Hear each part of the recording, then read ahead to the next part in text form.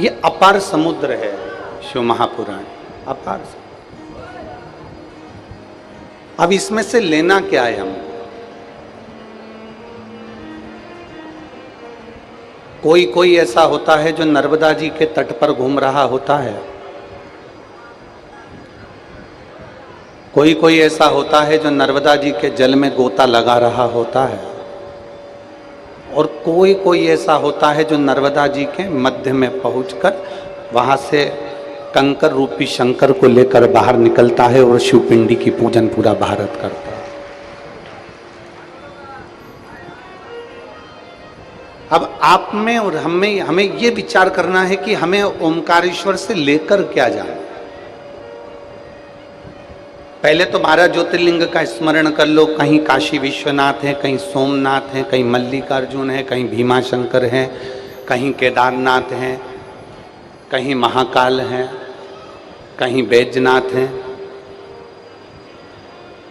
कहीं नागेश्वर, कहीं त्र्यंबकेश्वर।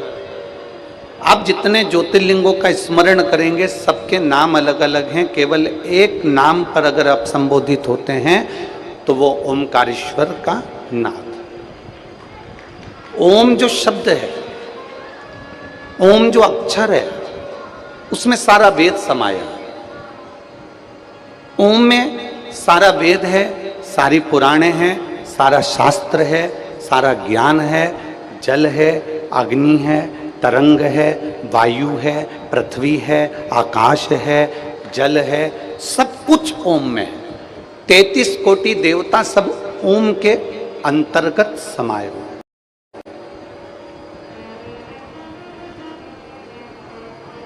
अब जहां कथा सुन रहे हो वो कौन से नाथ है? ओमकारनाथ। जम के बोलो, कौन से नाथ? ओमकारनाथ। क्या नाम है यहां का? ओमकारेश्वर। शिव महापुराण की कथा कहती है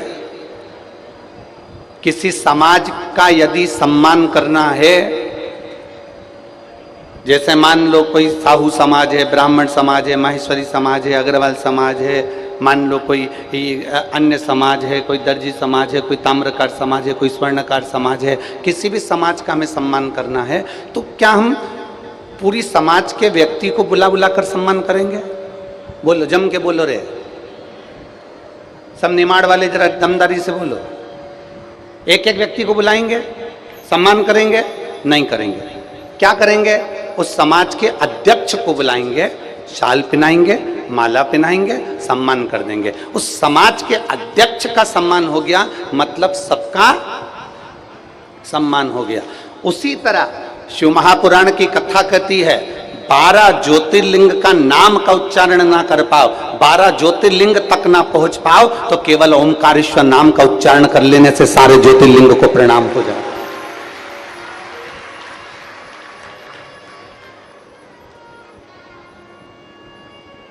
ओम के अंदर पृथ्वी भी है, अग्नि भी है, आकाश भी है, तलातल, रसातल, वायु, सब कुछ है।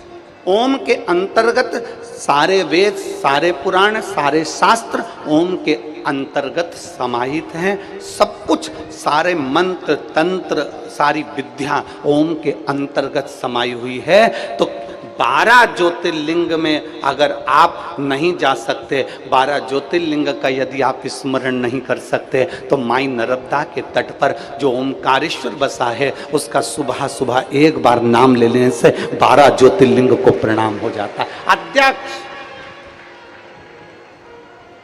ब्राह्मण समाज का अध्यक्ष ये है तो महेश्वरी समाज का अध्यक्ष ये है तो अग्रवाल समाज का अध्यक्ष ये है तो अन्य समाज का अध्यक्ष ये है तो पटेल समाज का अध्यक्ष ये है तो वनी समाज का अध्यक्ष ये है, कुर्मी समाज का अध्यक्ष ये है। सारे समाज के अध्यक्ष को ढूंढोगे, उनको तुम साल श्रीफल उड़ाओगे तो पूरी समाज का सम्मान हो जाता है। उसी तरह 12 ज्योतिर्लिंग में से एक ज्योतिर्लिंग ओमकारेश्वर का मात्र स्मरण करो तो 12 ज्योतिर्लिंग का पुण्य फल हमारे खाते में आ जाए। अब जरा किस्मत देखिए तुम्हारी कितनी प्रबल किस्मत है। जिस ओमकारेश्वर का मात्र नाम लेने से 12 ज्योतिर्लिंग के अध्यक्ष के भाव से उनको प्रणाम होने पर पूरे 12 ज्योतिर्लिंग को नमन हो जाता है, तो तुम कितने किस्मत वाले हो रहे। जरा विचार तो करो कि 12 ज्योतिर्लिंग में से एक ज्योतिर्लिंग ओमकारेश्वर में बैठकर कथा सुन रहा है, बैठकर कथा सुन रहा है। ये भाग्य आपका। और शंभु शरणे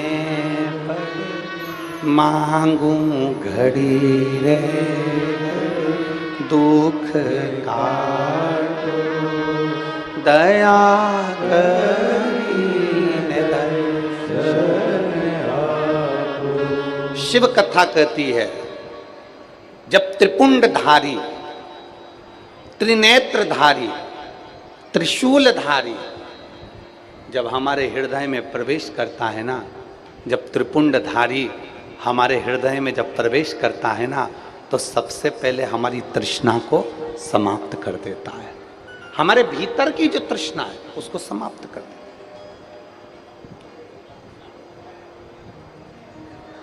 कोई तुमसे पूछेंगे, आप लोग यहां से जब कथा सुनकर जाओगे, और हमारा तो यही निवेदन है कि पानी का समय है, प्रयास यही करना कि रोज आना जाना कर लेना, अगर पास के हो तो प्रयास यही है। आप जब रोज कथा सुनकर अपने घर पर जाओगे तो कथा में सुनने वाले लोग आपसे पूछेंगे, इतनी तेज गर्मी पड़ रही है, गाड़ियां भी बहुत दूर रुक रही हैं, पैदल पैदल चलकर तू कथा में कैसे जाएगी, रोज रोज कथा में कैसे पहुंचेगी। तुम्हें यह नहीं कहना है कि मेरे में हिम्मत है तो मैं चली जाऊंगी, मेरे में बल है तो मैं पहुंच जाऊंगी, मैं वहां तक चली, ना ना ना। तुम्हें एक ही बात कहना है कि गाड़ी वाला मेरी गाड़ी जहां रोक देगा, उसके बाद मुझे भरोसा है कि मेरा भोलेनाथ नंदी भेज देगा। यह विश्वास होना चाहिए।